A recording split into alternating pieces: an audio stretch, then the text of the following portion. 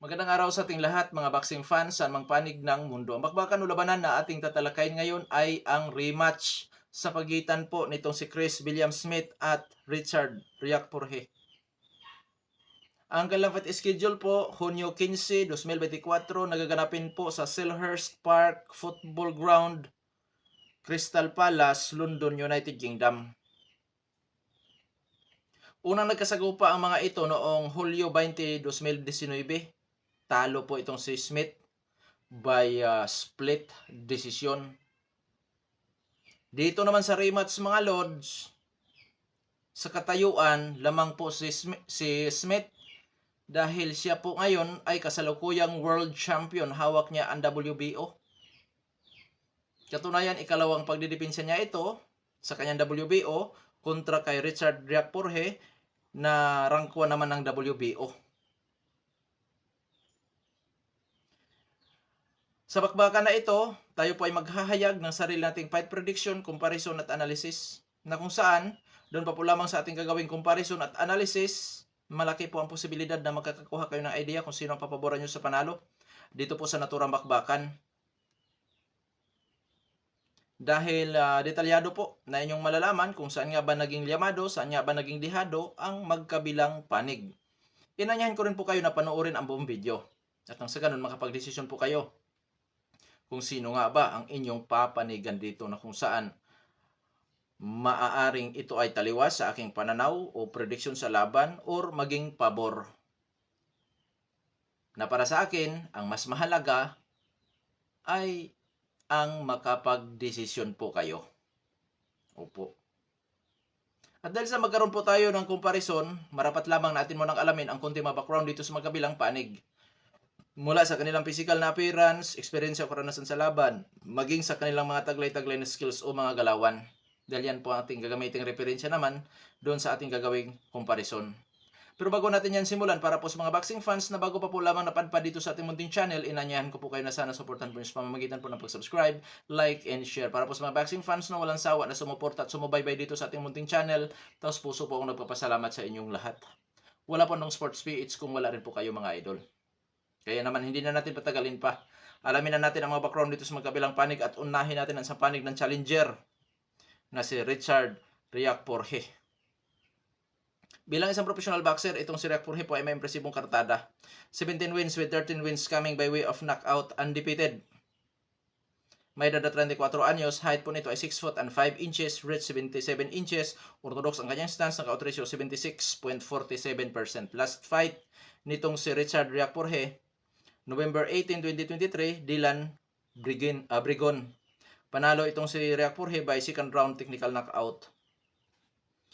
Eksperyensya o karanasan nitong si Richard Riak Purhe. Mga lods, ang pinakamatinding nakalaban nito na kung saan siya po ay nahihirapan talaga sa laban, ay ang laban niya kay William Smith.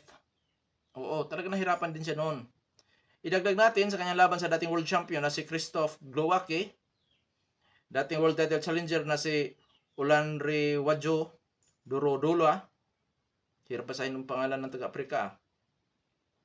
Nasa tingin ko yan po ang nakapagbibigay ng magandang karanasan dito kay Richard Riak Purhe mga lods. Skills. Galawan ng boksingirong ito. Sa pangkalahatan para sa akin, boxer puncher siya. Pressure fighter style, defensive style, lumalaban sa brulan o tututun bakbakan, may counter punching style. Masipag din ito kung bumabato ng suntok. May kakain sa pagpapanatili sa kanyang distansya sa kanyang mga kalaban, footwork in and out, footwork na kung saan ginagamit ang apat na kanto ng ring. At siyempre, may pagkakataon na mahilig din ito yumapos o yakap. Taglay ang power, timing at accuracy. Pagdating po sa depensa, may mga butas po sa depensa ang boksingirong ito, lalo na sa close range o sa mid range sa suntukan. Delikado sa counter. Pero masasabi natin may tibay din po ito dahil hindi ko pa ito nakita napabagsak or nagugrugi. So may tibay po ang boksingirong ito. Sa panig naman ng kasalukuyang kampiyon ng WBO na si Chris William Smith. Bilang isang professional boxer, may impresibong kartada din po ito. 19 wins with 13 wins coming by way of knockout, may isang talo. Ngunit wala pang naitalang tabla. Sa kanya nag-isang talo, sa puntusan lamang siya natatalo. May edad na 33 anyos, height 6 foot and 3 inches. Reach 75 inches, orthodox din po ang kanyang stance, knockout ratio 68.42%. Last fight, December 10, 2023, Nakasagupaan niya si Matthews Masternak. Panalo by 8 round referee technical decision itong si William Smith, na kung saan matagumpay ang kaunahan niyang pagdedepensa sa kanyang WBO.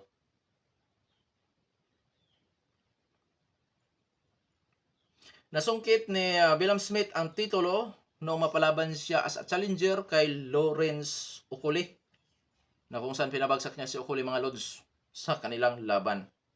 Walang ibang ginawa si Okoli kundi ang yumapos din. Kaya natalo, mga lods. At talagang talo sa laban si Okoli sa nila. Yun ang pinakakaranasan ni Chris William Smith, na kung saan, mga lods, bukod sa siya po ay world champion, ang pinakamahirap niyang laban ay ang laban niya kay Richard Riakporhe.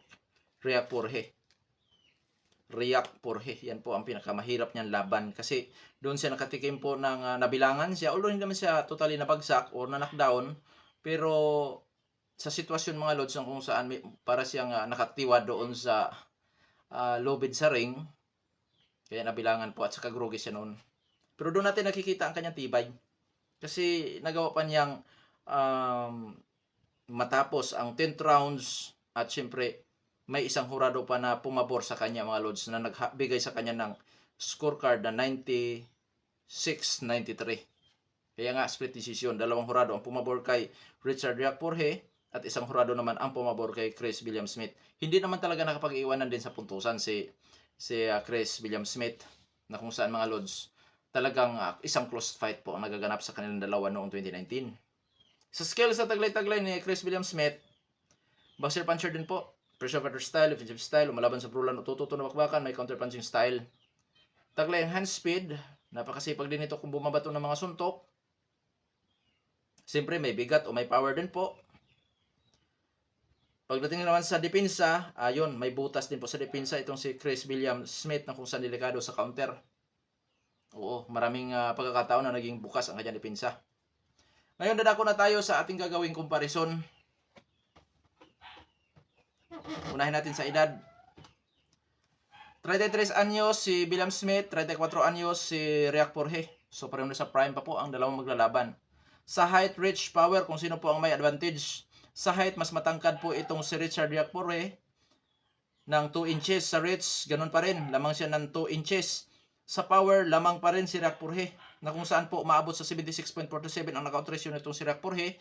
Sa panig naman ni Chris William Smith, may knockout ratio po ito, mga lods, na umaabot po sa 68.42%. Kunti lang po ang diferensya sa kanilang knockout ratio, pero nandito po tayo sa comparison, na kung saan kahit katiting na diferensya ay kailangan nyo pong malaman, at nang sa ganun matimbang-timbang nyo, mga lods, at makapag-desisyon po kayo. So kunti ang diferensya sa power, pero comparison ito, so lamang po si Riakporhe.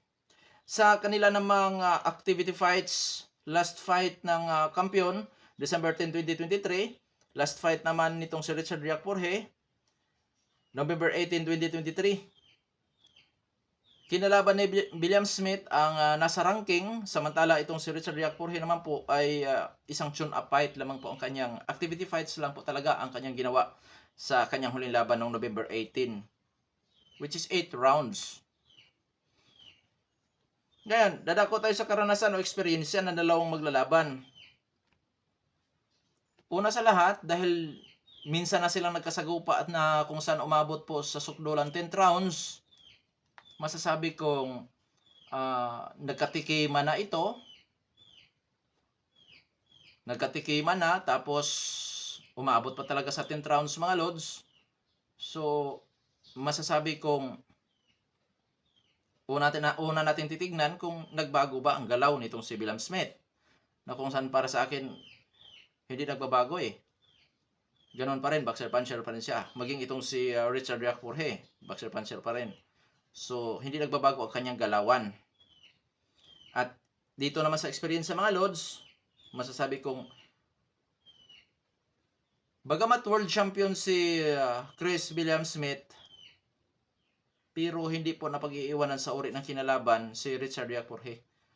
So ang tinitingnan natin ang kanyang pagka-world champion, so 55-45 po pabor kay William Smith ang karanasan.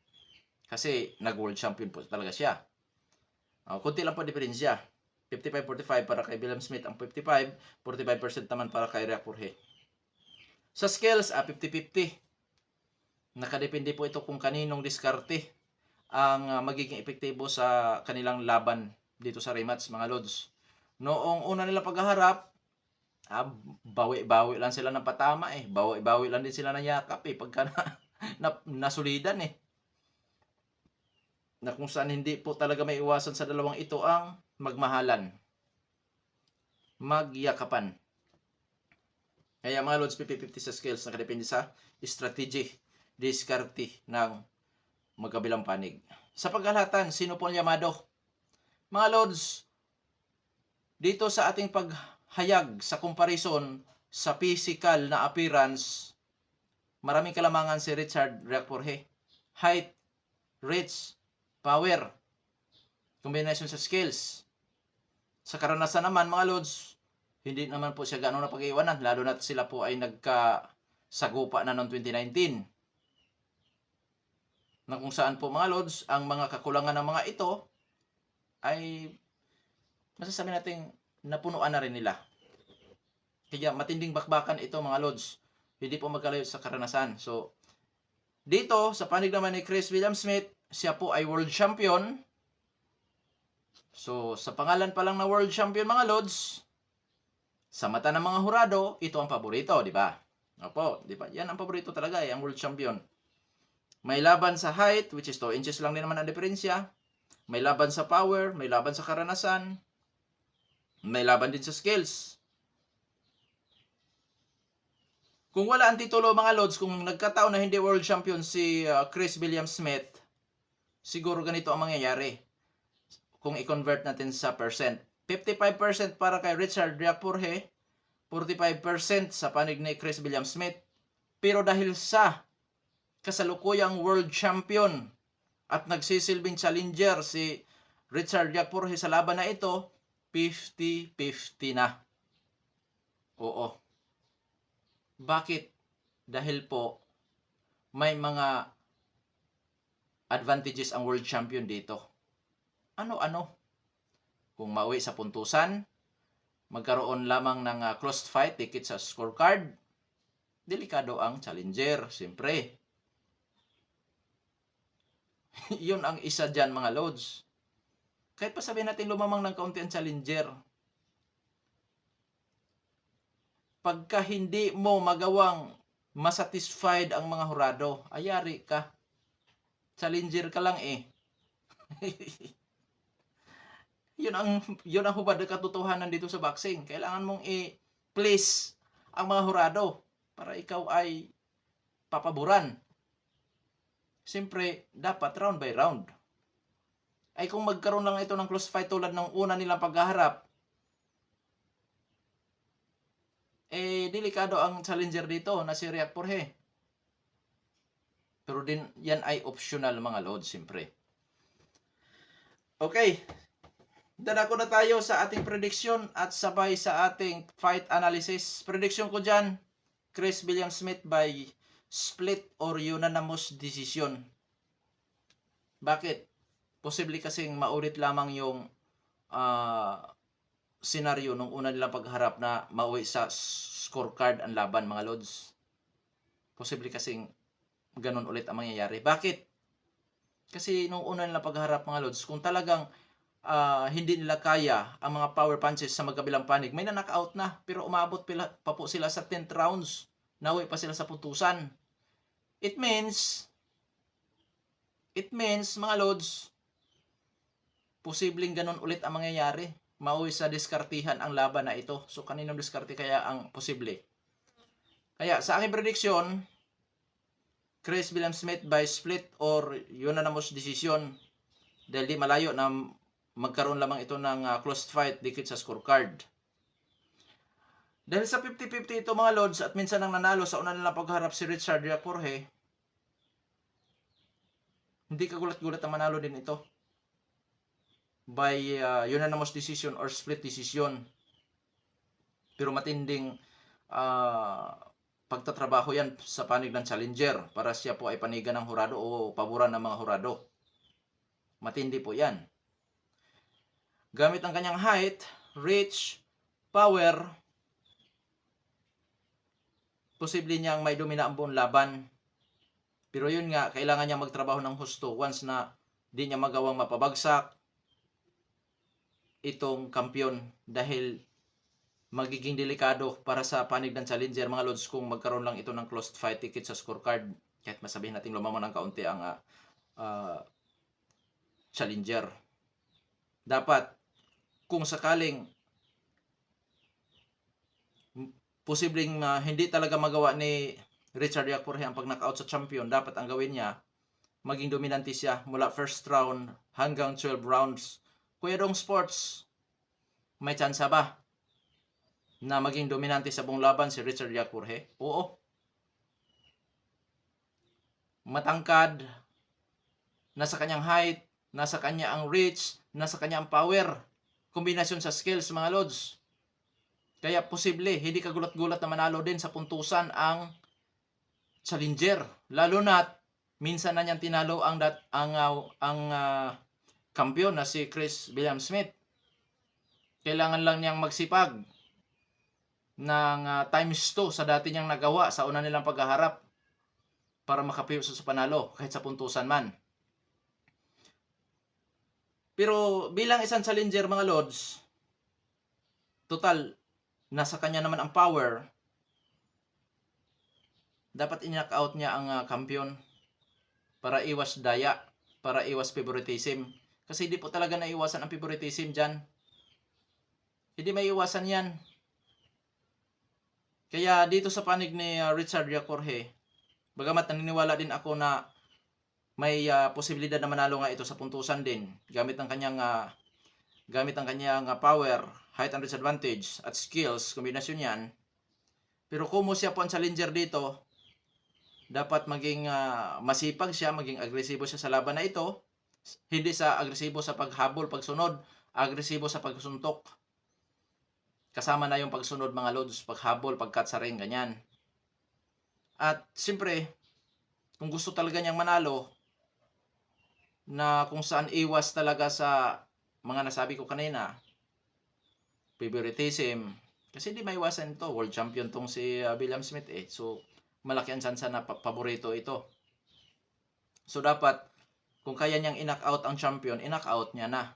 Kuya Dong Sports, may tsansa bang makapagpa-knock-out si Richard Yakporhe? Oo. Huwag siyang dumikit dito kay Chris William-Smith. Hanggat maaari, panatili niya ang kanyang distansya para makasit up siya ng malakas na suntok mga lods. Dahil sa tingin ko talagang may power si Richard Yakporhe. May tsansa, may posibilidad talagang makakuha ito ng knockout. Once na ang gagawin niya, ipanatili niya ang kanyang distansya. Jab-jab, tapos 1-2 combination, na kung saan mga lods, hindi yung kasamang katawan tulad nung nakaraan na sumuntok siya, parang masasama siya sa kanyang kamao. Natitira pa rin yung yung pitik lang ba? Pitik na straight. Na kung saan ipanatili niya ang kanyang distansya para makasit up ng talagang pamatay na suntok. Kasi pag nadikitan siya ni Chris William-Smith, mahirap siyang makasuntok mga lods dahil mahahaba yung kanyang reach na kung saan sa silo lamang yung suntok niya. Yung kanyang hook sa silo kasi nasa close range. Kaya dapat itong si Richard Yakporhe, sana napansin ito ng kanyang team, yung una nilang paghaharap, na hirap sa close range si Richard Yakporhe. Hindi siya makapagpatama ng solido. Oo, yung upper, epektibo, ay yung lip hook niya, cross niya, hindi naman hindi lagpas naman eh. Dito sa dumadaan sa likod ng kalaban niya eh. So, dapat ipanatili niya ang kanyang distansya. Jab 1-2 combination.